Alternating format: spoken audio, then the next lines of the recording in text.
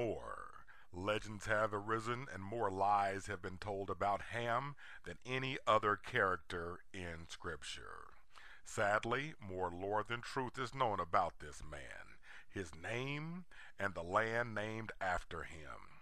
Ham was the father of the black races, and he undoubtedly carried the most dominant genes regarding skin pigmentation, since his firstborn son was named Cush, which means black, and his second son, Egypt, Mizraim in Hebrew's name, means soil red.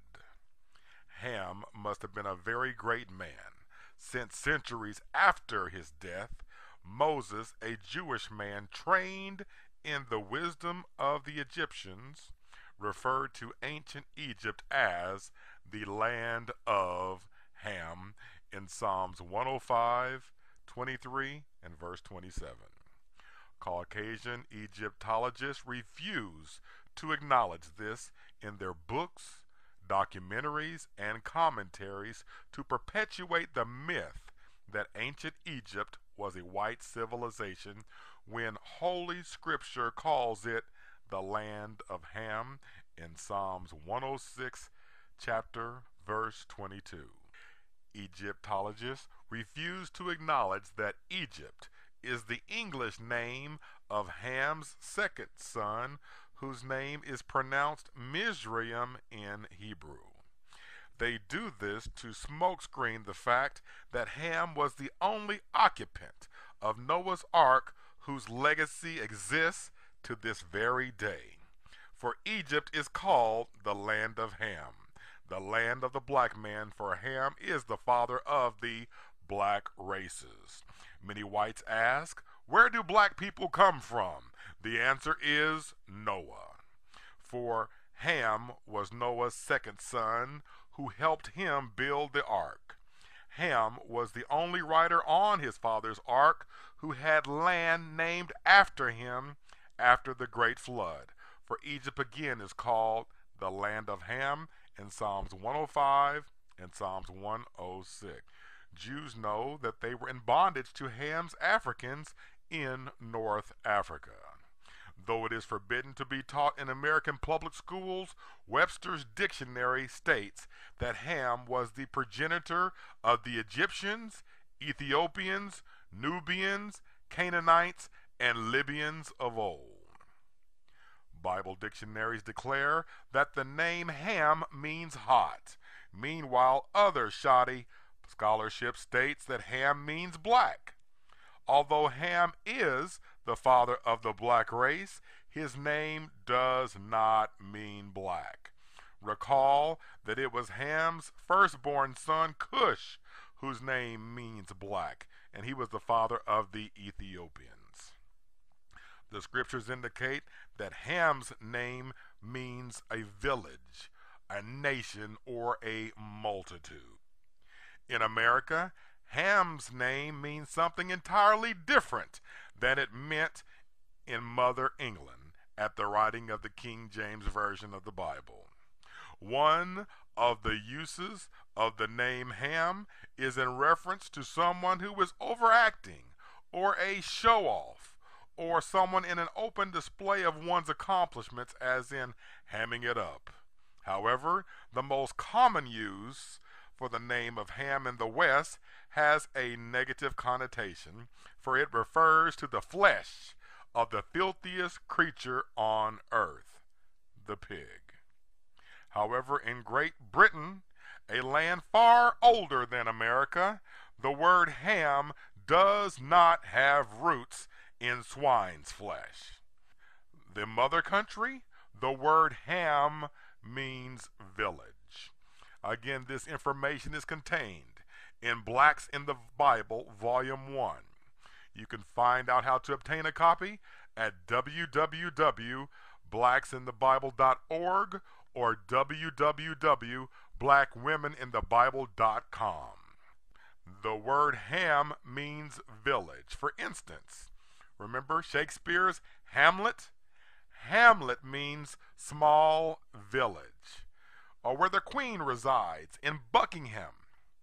Buckingham means the village of Bucking. Remember Robin Hood of Nottingham? Remember Robin Hood of Nottingham?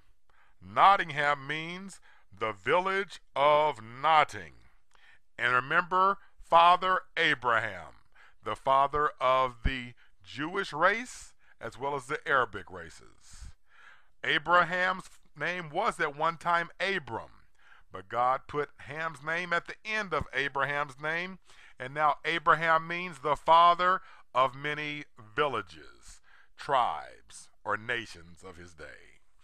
During the days of Abraham, villages were referred to as nations, much like Native American Indians, such as the tribe of the Sioux, the Shawnee, or the Cherokee, gathered in villages, yet referred to themselves as nations. Again, when God added Ham to the name of Abram, it now means Abi is Abe, or father, Ra means of many, and Ham means villages, multitudes, or nations. According to Bible scholars, the name Ham means hot. If these scholars were right, then Abraham's name should be interpreted the father of many hot, and the scripture does not support that meaning. Which makes more sense? Abraham, the father of many hot, or Abraham, the father of many villages or nations of his day? Therefore, Mother England's translation of Ham's name is indeed the correct usage. Prior to the founding of any European nation of note, black men of the land of Ham were the first to appraise, appreciate, and accumulate and account gold as having value, as you can plainly see on the ornate coffins of ancient Egypt in the land of Ham. The earliest written record in history shows that Ham's Egyptians valued this metal as precious. One of their greatest kings in Africa, called Pharaoh, built famous treasure cities to house and display this metal. After obtaining an African education and training, Moses, a Jew, wrote in his book of beginnings called Genesis, stating that he knew the gold of the land of Havilah, which means the Sudan or Nubia, was good, in Genesis chapter 2, verses 11 and 12. Nubia is in the Sudan. The word Nubia means land of gold that the Egyptians coveted.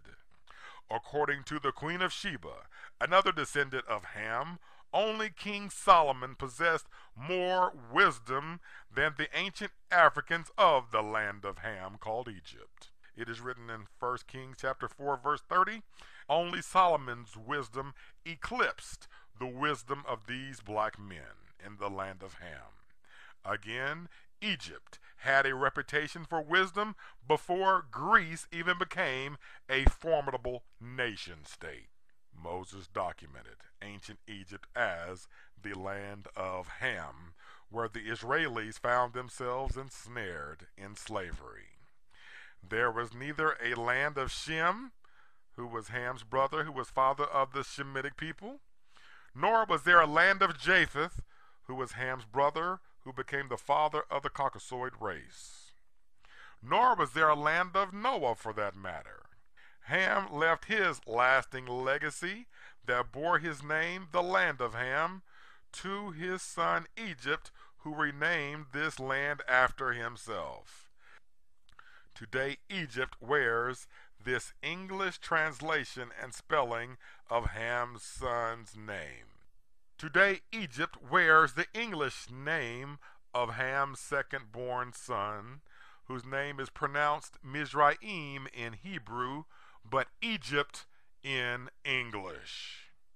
This is mute testimony that the world has not erased the powerful influence of the existence of Noah or his sons, but still recites the name of Noah's grandson at the mention of the name Egypt, again spelled Mizraim in Hebrew. I invite you to the website of Black Women in the Bible or blacksinthebible.net to take the Biblical Black History IQ test. and learn more about Ham, the father of the black races.